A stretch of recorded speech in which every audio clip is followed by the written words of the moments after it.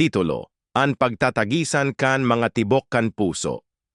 Sa sarong sadit na banwaan kung saan ang musika nagrarayong garo ang salog na naglalangkaw sa puso kayan, duwang tingog ang nagtindog sa iba. Si Jimpol, sarong maingat na perpeksyonista na may tingog na garo ang hamog sa aga, asin si John Patrick na anraut asin makulay na mga tono pwedeng magpanginig sa mga bukid, igwanin sarong bagay na pareho sindang determinado na manalo sa taonan na Golden Mic Singing Contest. Si Jimpol, akinin sarong paraayos nin piano, nagdakula na napapalibotan nin eksaktong mga nota asin perpektong tono.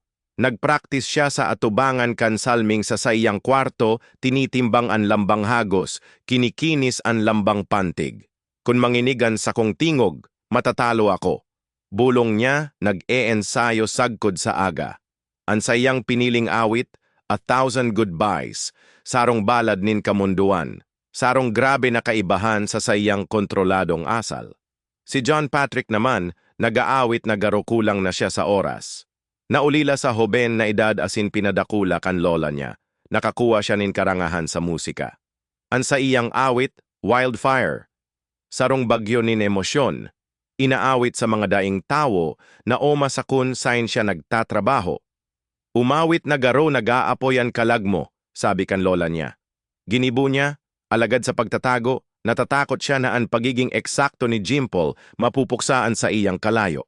Anal daw kan paligsahan ng town hall panonin kilig.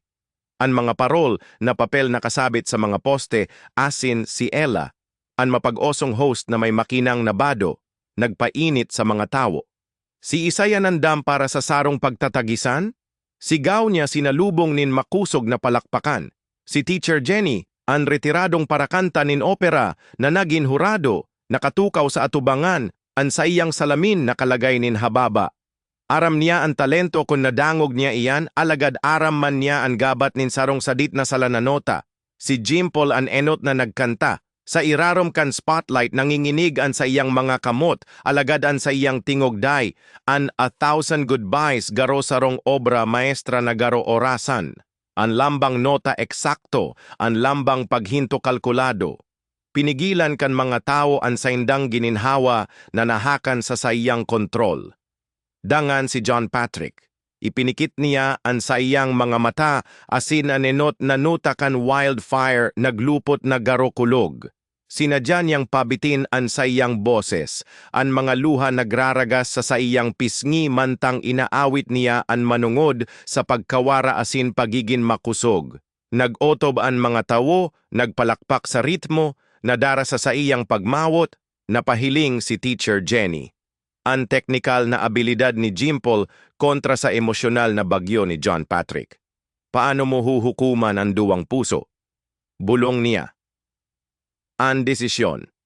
Pagkatapos nin sarong nakakapagod na paghinto, nagtindog si Teacher Jenny.